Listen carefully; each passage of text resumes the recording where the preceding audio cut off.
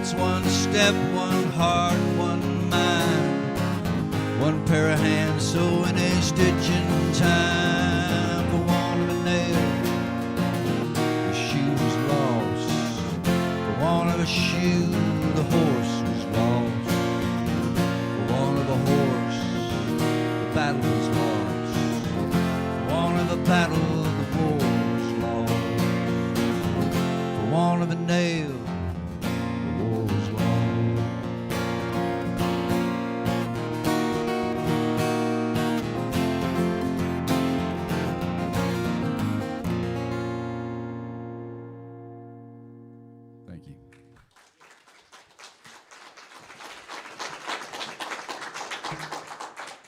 Thank you, George. I love that story and that song. That's beautiful.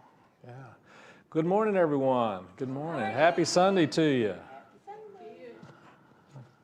We have been talking about dreams, and we've been kind of inspired by a multi-generational curriculum that is based on this wonderful little book called Dream, A Tale of Wonder, Wisdom, and Wishes by Susan Bosak.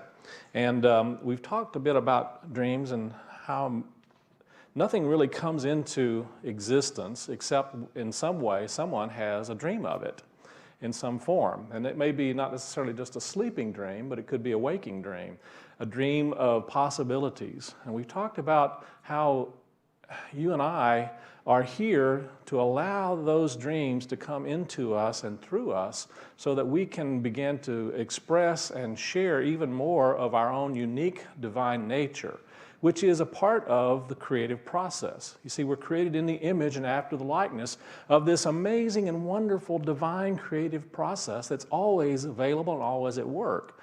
And we have a tendency sometimes to think about God, to think about the divine as some being that's out there that's kind of conducting or doing things in different ways. But when we really look down at the essence of what the divine is, it is that very essence of intelligent, compassionate, loving, creative process. And we're in that. Not only are we in that, but we are expressions of that. We're created in that awareness and in that energy, and we're created of that energy.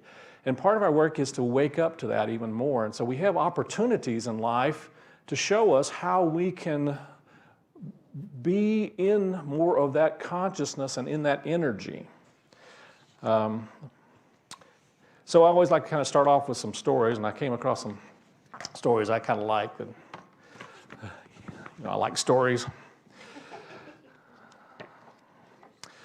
One lady named Shirley Curran had this story, and she said, my husband Tom was very proud of his high school and college French, but he never had a chance to use it until our trip to Canada. And driving into Montreal, we were trying to find Immaculate Conception Seminary, but very shortly became lost. And my husband spied a lone figure on the street and pulled over to ask directions. Clearing his throat, Tom said, Pardonnez-moi, I can't speak French. Pardonnez-moi, monsieur, est le séminaire de Immaculate Conception. The man looked confused for a moment and then said, I'm sorry, mister, I don't speak French. Looking rather self-satisfied, Tom rolled up the window and sat back and announced, he doesn't speak French, Shirley, we'll have to find someone else.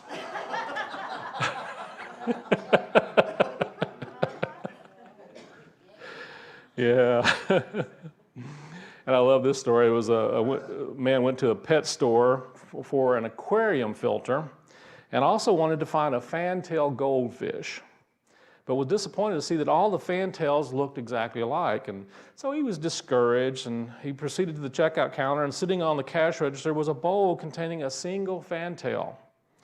And a card said, this fish's name is Wanda. And she was special. She was, but probably not for sale. So he says, I stared longingly at her as the cashier rang up the filter, and he says, anything else that I can do for you today? And he says, well, I don't suppose you'd be at all interested in selling Wanda. And he said, well, I guess I could sell Wanda. He replied as he looked down at the bowl, are you sure? And he said, oh yeah, yeah, sure, I'm set. He said, he smiled and says, I sell Wandas every day.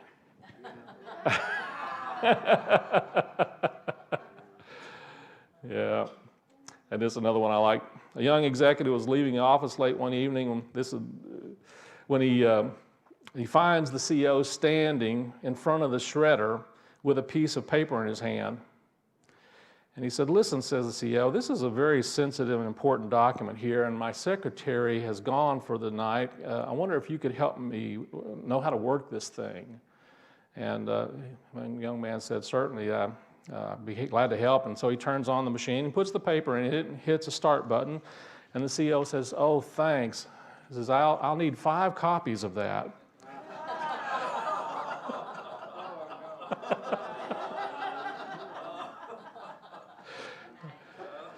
Oh, my goodness. Well, you know, one of the things that helps us to recognize that we are part of this creative process is our unity principles. And one of the most valuable and one of the most significant is that there really is only one purpose, and one presence in our lives. And part of our process in waking up is to begin to understand and recognize this one presence. It's true about all of our experiences in life. And that's oftentimes the biggest challenge, is to recognize there really is only one presence in all of our experiences in life. You know, if you think about what you and I are made of, that we're made of the essence of the divine, and so God is that one creative source and power and energy. And if you think about what could the divine, if there really is only one presence, what could the divine possibly use to create us other than that essence? And so we are all aspects of that, and so we're created in that image to really express more of the possibilities in our lives. Emerson once said, "Man is an inlet who may become an outlet to all that there is in God." Let me read that again, because I love that saying. Man is an inlet that may become an outlet to all that is within God. And I gave you Marianne Williams' quote last week about our deepest fear is not that we are inadequate, but our deepest fear is truly that we are powerful beyond measure. And so one of the things that we are learning how to do is to recognize when life brings us situations and circumstances that there is something within us that is greater than whatever it is that we see ourselves confronted with or faced with in life. And yet we also, every time we have a dream for something, there is an understanding in the creative process that when we set forth and we have a desire for something, a desire of our heart to bring a greater experience of something into our lives, or to bless ourselves or another in some way, to even develop more of our unique divine nature, our spiritual aspect of ourselves, we're going to run up against resistance, aren't we? And part of the creative process is learning how to stay in the creative flow and work with the energies of our resistance. It's been talked about a number of different ways. Oftentimes when we're going through a particular process and we're trying to experience more health in our life, we sometimes will go through what has been called a healing crisis. We'll find that sometimes things feel like they're getting worse before they get better. That's not uncommon. It doesn't have to happen, but it does happen often. And part of that is that there's an aspect of our nature and our being that is still holding on to something that is there for us, but we haven't discovered what that gift is yet. Our story this morning is about Jacob and Esau. Many of you know the stories of Jacob and Esau, but I'll give you kind of a recap a little bit. You know, Jacob and Esau were brothers, and Esau was the firstborn, and Jacob came out with his hand on Esau's leg, a foot, and was holding on, and they apparently both came out together. And Esau represents the physical form of our being, the physical body, and Jacob metaphysically represents our somewhat you might say our ego to some extent. It represents more of the mind, and oftentimes it represents kind of the mind, not necessarily in an enlightened state, but Jacob, actually the name Jacob, according to Charles Fillmore, means supplanter. It means trying to take the place of. And the story of Jacob and Esau is that Jacob tricked Esau into giving up his birthright, his inheritance, in order to reap Esau's inheritance.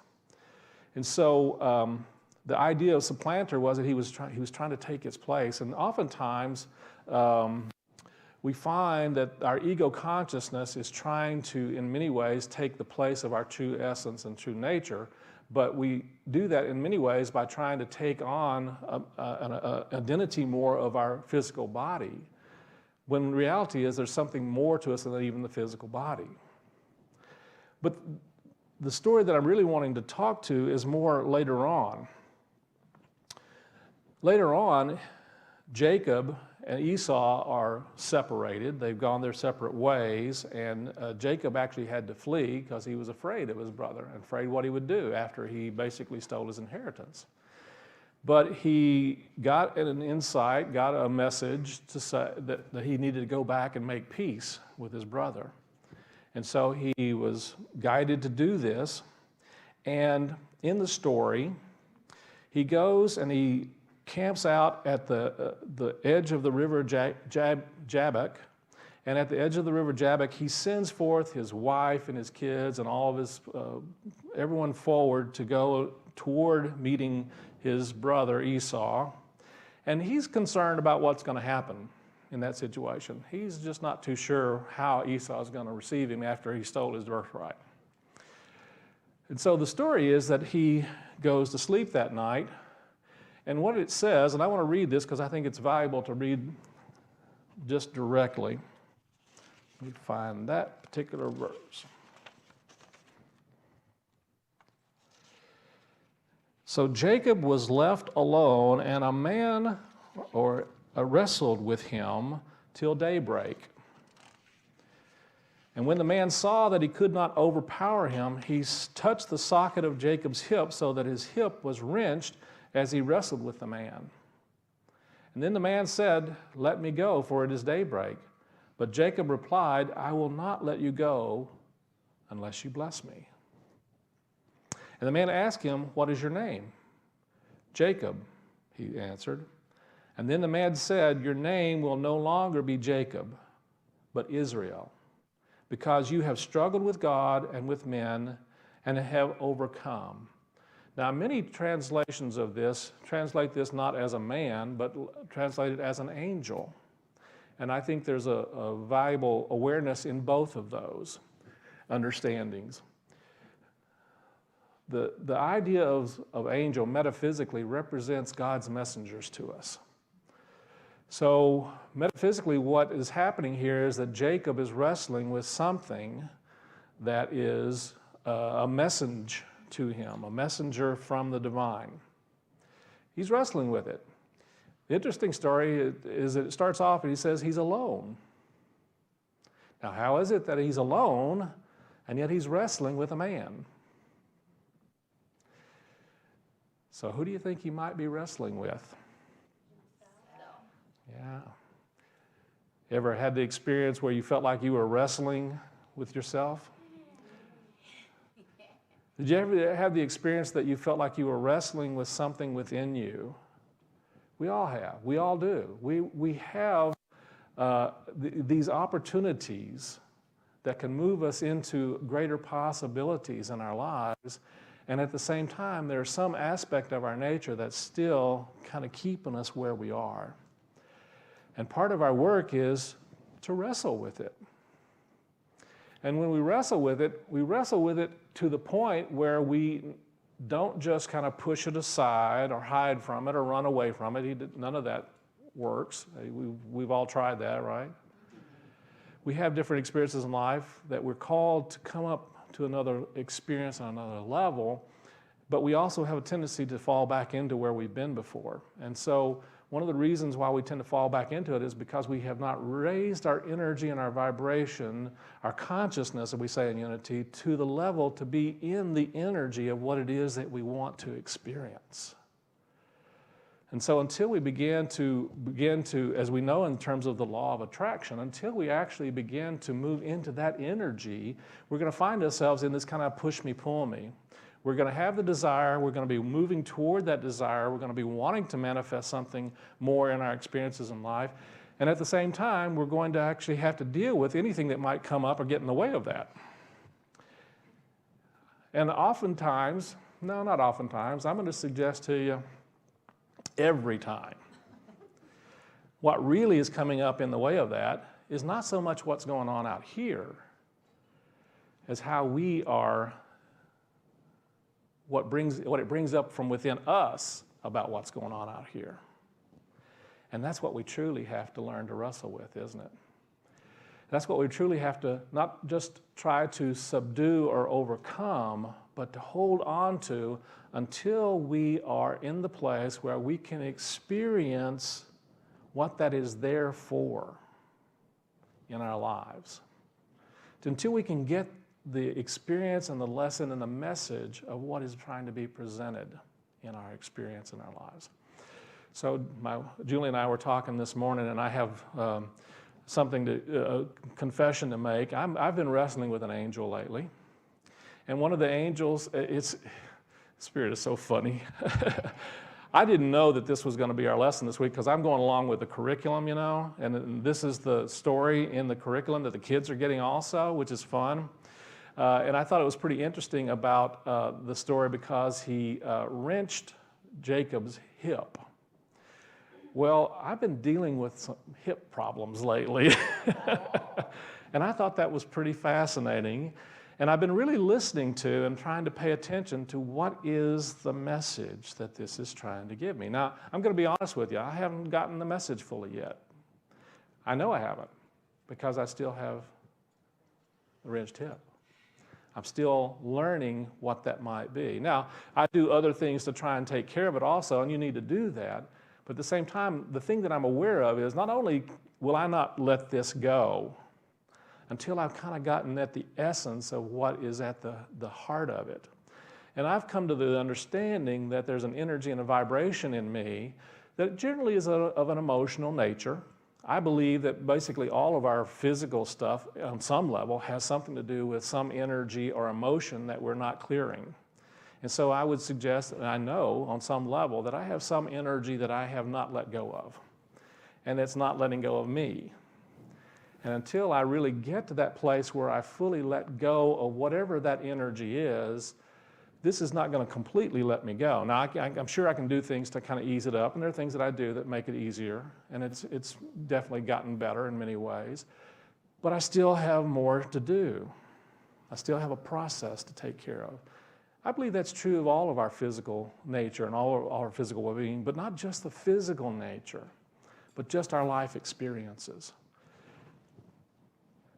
We have experiences in our lives to help us to know what is there for us to overcome and to let go of, and that there is some form of blessing that we will find in the overcoming of those experiences.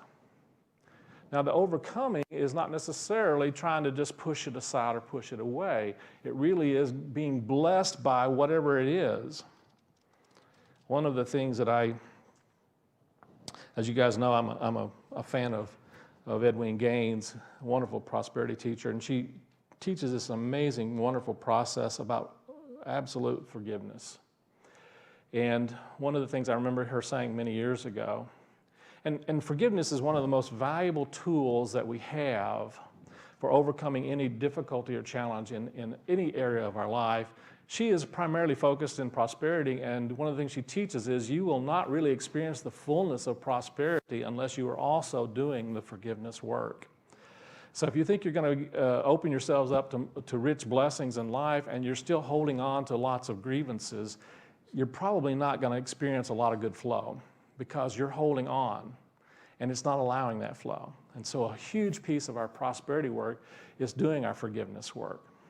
One of the things she said that really always stuck with me is that if you think you're done forgiving, if you're still in the body, you're not, right?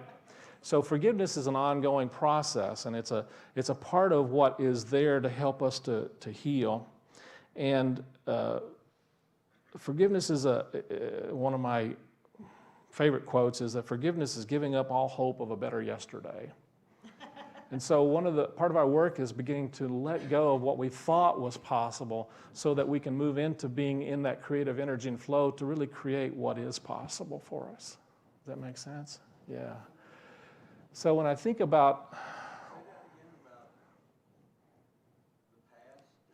Oh, let me say it again. Okay. Forgiveness is giving up all hope of a better yesterday. Giving up all... In other words, we're trying to get the past to be different than what we think it should have been, right? And we spend a lot of time and energy, it seems like, trying to get the past to be something that we're not going to change the past. The only thing we can change is our energy about the past. Isn't that true? And that really is what... And the powerful thing about it is the past will keep coming back to us. Have you noticed that? It keeps coming back to us in interesting little ways. It keeps coming back, and it's like it's not like a circle. It's actually like a spiral. And you may be experiencing it in a little bit different perception, a little bit different perspective, but it keeps coming back around to the same kinds of energy until we actually get that what's going on is not so much the past, is that we are holding on to an energy about the past. And if we don't let go of the energy about the past, we get to continue to have that same kind of energy, that same kind of experience. When I do the healing work, and I have a great opportunity right now to share some of the healing work that I do with the emotional freedom technique at the Arches. And I do that once a month out there, and it's just been a great process. And I had some wonderful, beautiful children of God come in. And, originally we were talking about we were going to do, healing work, and we kind of got an awareness that, they don't think they need healing, and that's all right. We understand that. But we put out there that we were here to do some stress relief. And I tell you, we had folks show up for stress relief. And as you can imagine, they might have some stress in their life. You think you have stress? Yeah. So, invited people in, and I introduced them to this technique that I do called emotional freedom technique, and I've shared it with most of you, many of you, and I just think it's a very powerful, it's one of the most amazing stress relievers I've ever come across, and it's a great tool for healing because it does help to very effectively let go of stress. That's really the essence of it and the key of it. And so it was really fascinating. I was actually introducing it to a couple of gentlemen, and they were a little resistant to the idea, but they were kind of open to it, and they were listening. And then as I was in the process of showing them and going through it with them and demonstrating it for them, this man walked in right in the middle of it and sat down, and he just started tapping with us. And I kid you not, we just tapped for just a moment, and he just kind of went, oh, wow. And he said, that is the most relaxing thing I have ever experienced in my life. And what was going on was that we were tapping on this stressful thoughts in my head. We weren't even talking about anything specific, just the stressful thoughts. But he had an image or a thought of something that was in his head that he was able to let go of in that moment. And that's part of our wrestling with our angels, because a lot of times what we're wrestling with is not necessarily something out here. It's our impressions and our thoughts and our belief systems and our energies and our resistance to either what was or, for that matter, what is. And if we can clear that energy, what we find is that we no longer have to continue to repeat those same patterns around that kind of experience. We don't keep recreating it over again. And so part of our work in developing our ability to create what it is that we want and create our dreams in a way that really is very conscious and constructive is also letting go of whatever comes up within us about that. Oftentimes it's the negative self-talk. We talked a little bit about this last week also. It's what I call our yeah buts. We all have them. And the moment that we set an intention for something in our lives, you can almost guarantee that anything that is not like that is going to come up. And so part of our wrestling with is wrestling with our current state of being so that we can move into our possibility state of being. Does that make sense? We have to be willing to let go of who we are and where we are in order to move into where we can be.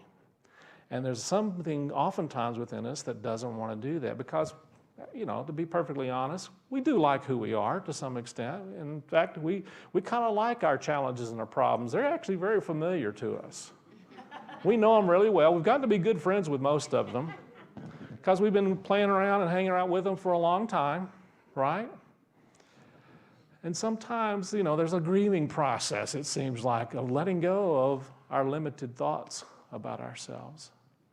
There's a grieving process of letting go of who we think we are so that we can truly move into a greater possibility in our lives.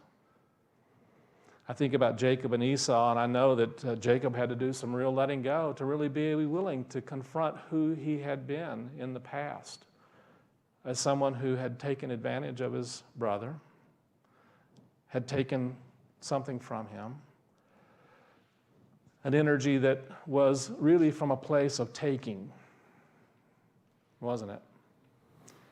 And part of his work was moving into an energy of giving. You see, one of the things that happened was he sent forward almost everything that he had in his life, and he actually sent them forth as gifts. That was a tradition and a custom when you went to a new land, that you sent forth gifts into that new land, into that new area.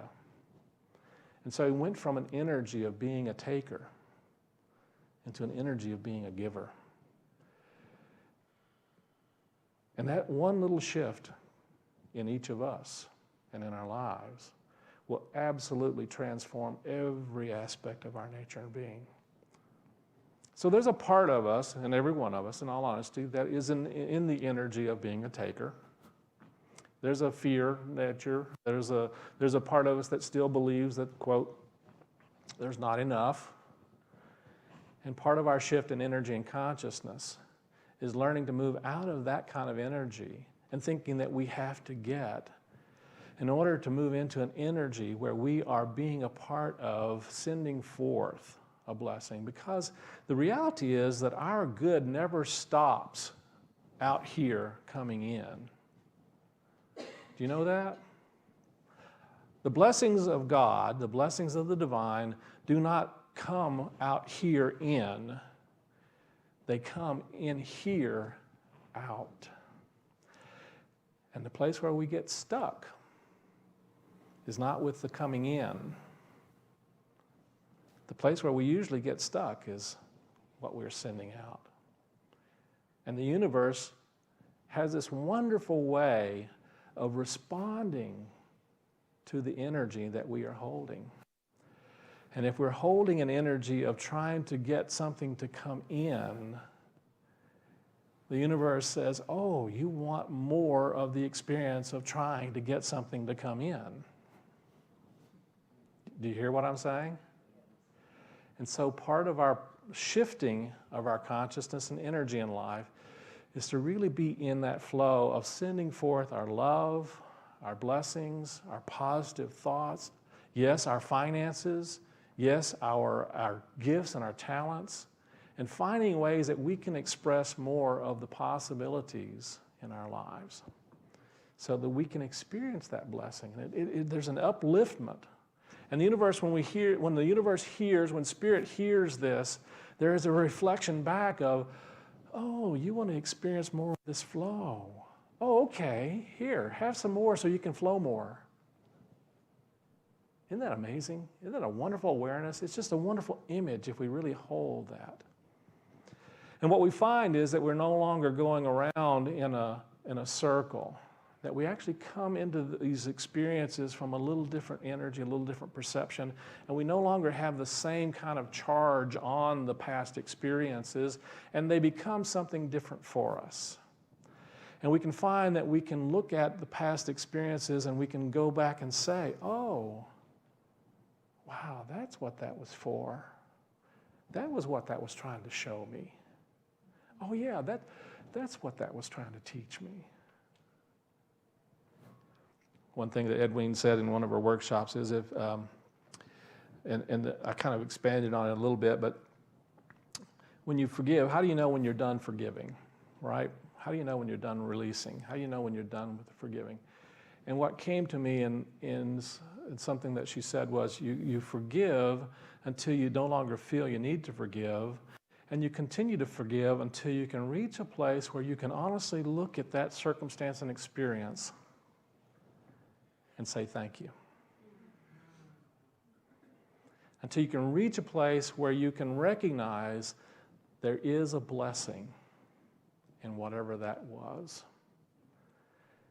And when we reach that place where it becomes, we're able to see and feel a sense of gratitude in our hearts for that circumstance, experience, what we find is the universe responds to that and goes, you want to experience more blessing? Oh, here.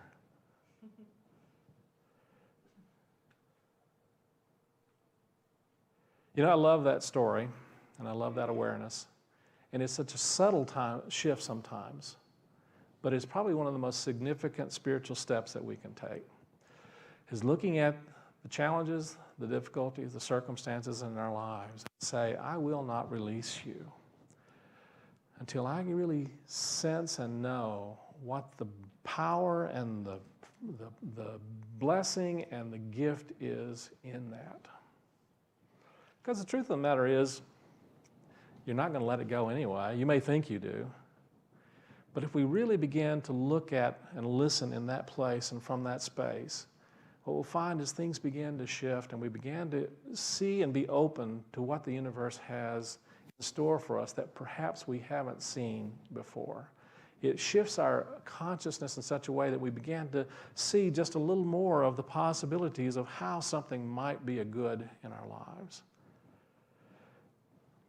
So that's our homework for this week and probably the rest of our lives. So I invite you to take some time to really work with this understanding. And don't release these things too quickly, because there's some good in them for you. And the more you can really open yourselves up to listening to what that is, the more quickly you'll move through and move to the next opportunity that moves you in the direction of that dream that you have for yourself and your life. And so it is. Let's have a song and then we'll move into our meditation time. Okay, let's move into our meditation time. And so let's just take a nice deep breath and breathe into the heart space.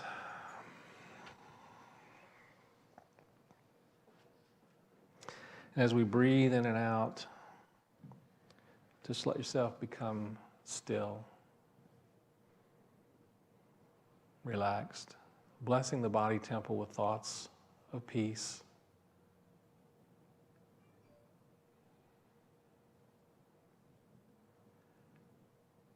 And as we bless the body temple, we open our hearts and our minds, our consciousness to the angels in our lives, the messengers of the divine. We know that they don't always appear to us as beings with wings, or like on the old TV show, Touched by an Angel, where everything just works out, but they come to make things brighter for us and to help us see through the dark places, to show us the truth of who and what we are and our greater possibilities of good. And so simply allow yourself to breathe in the face of and the presence of these angels in whatever form they are taking in your life.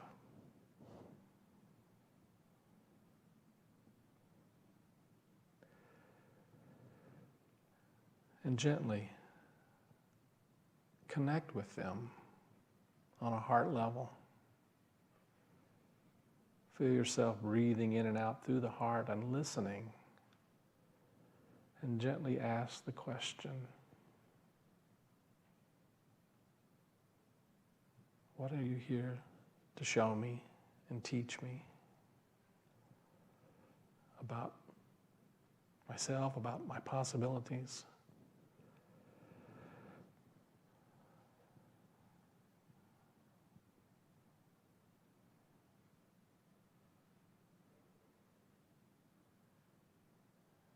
Be open to listening to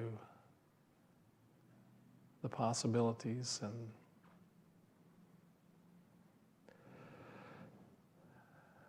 how you might show up in life from a little higher awareness, a little higher energy. How you might release perhaps some fears, doubts, limiting thoughts and beliefs and patterns.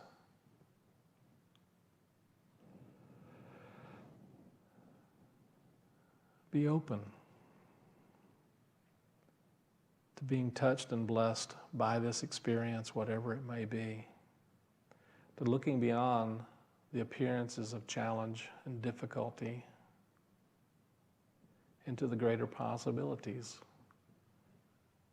of light and health and wholeness, of abundance, of inspiration and guidance. And just simply say, I don't see the blessing yet, but I know it's there, and I'm willing to experience it. I'm open to hearing and listening and knowing the good.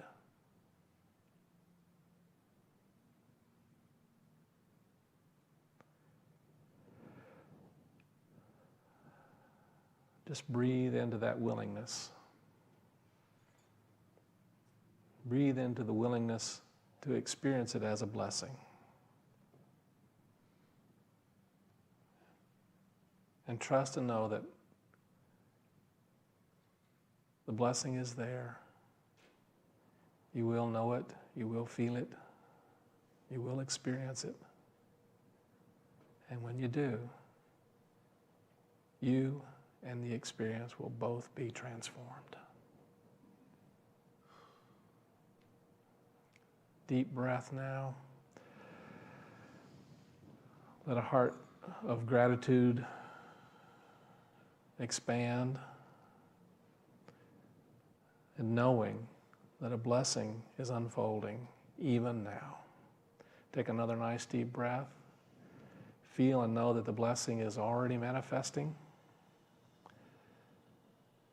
And take another nice deep breath. Gently open your eyes and be present here and now. And so it is. Thank you, Blessed Spirit.